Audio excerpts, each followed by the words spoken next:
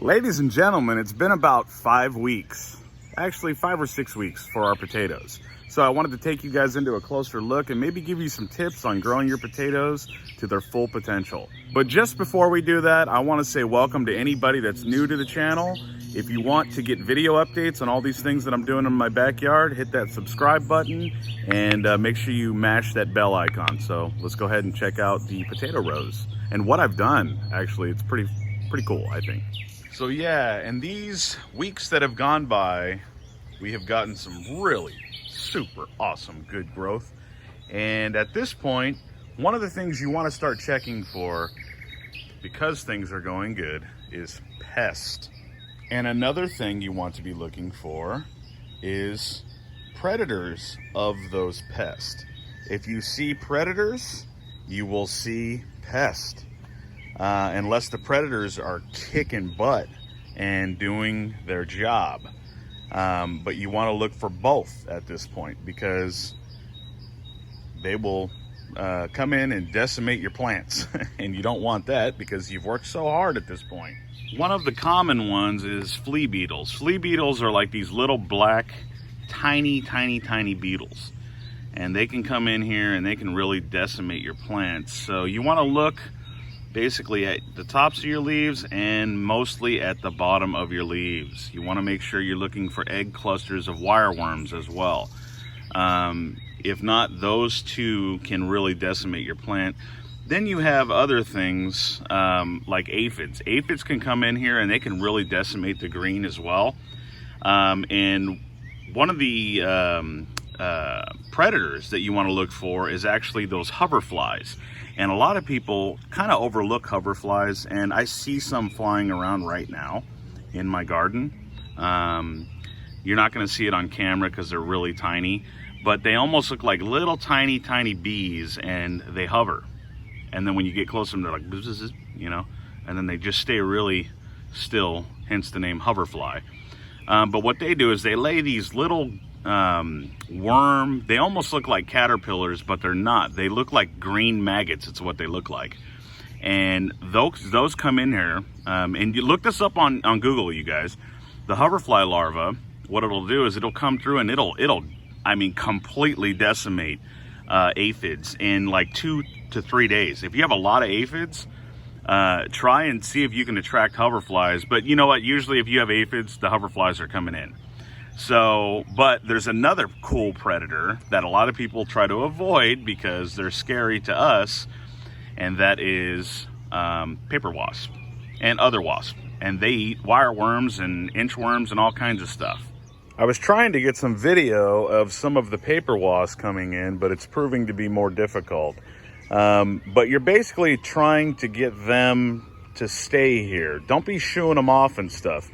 Remember, you're going for natural remedies to issues. You don't need to spray your plants. You don't need to do all these different things. You need to think strategically on how you're going to be controlling pests.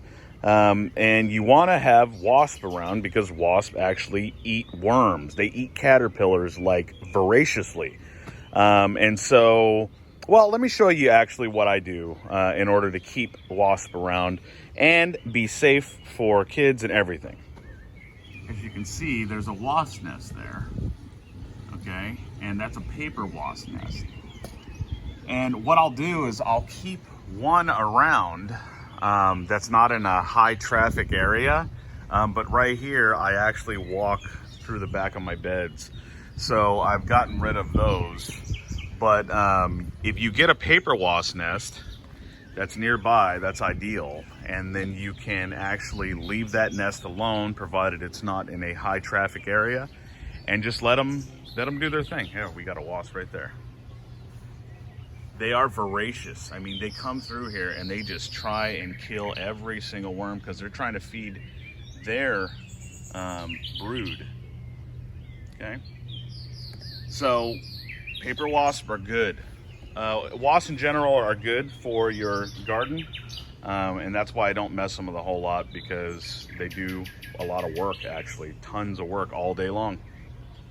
Another pest slash, well, it's not really a pest, it's more of a disease, and it comes from well, not all the time. It comes a lot of the time from letting the leaves hit the ground and also watering the foliage.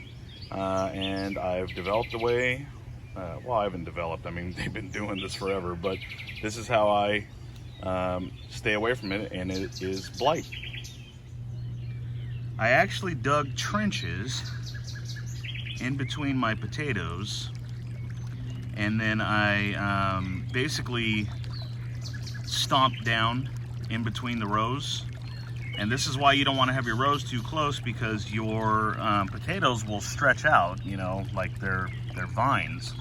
And you don't want them too close, because if you have them too close, you'll eventually break them if you do this.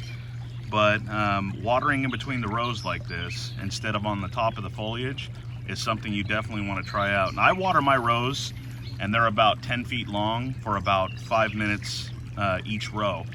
And then I pay attention to the foliage. If the foliage starts to droop down, then I'll up it 1 minute, and that should be sufficient for me to water. But this is one of the ways that you can avoid blight, is watering low.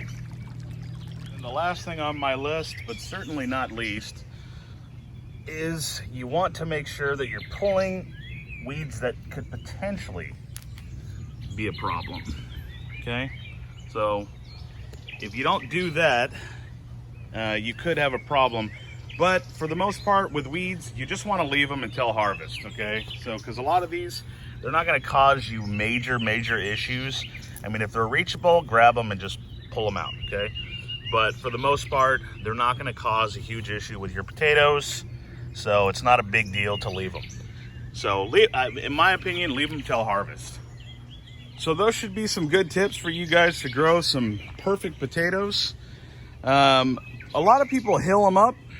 I kind of do a little bit with the rows.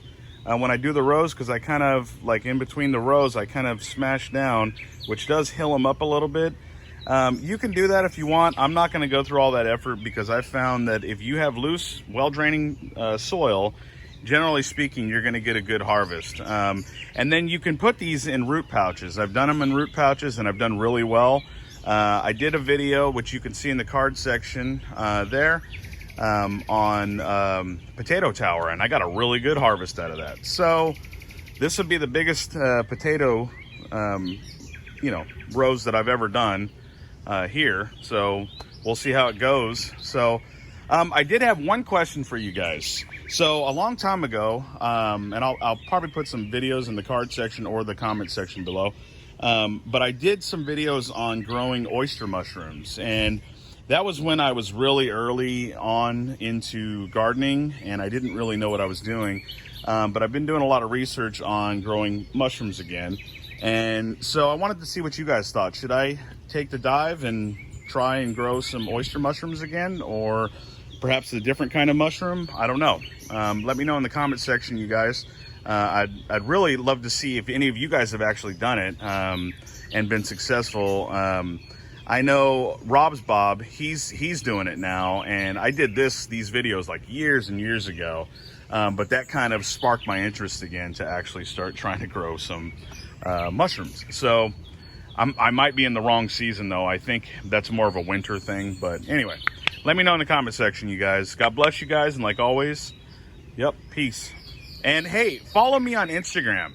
I got some followers there, but all you guys, just go over to Instagram and follow me there. I do put some links up on the video, and I'll put a link in the description, and I'll comment. So follow me on Instagram.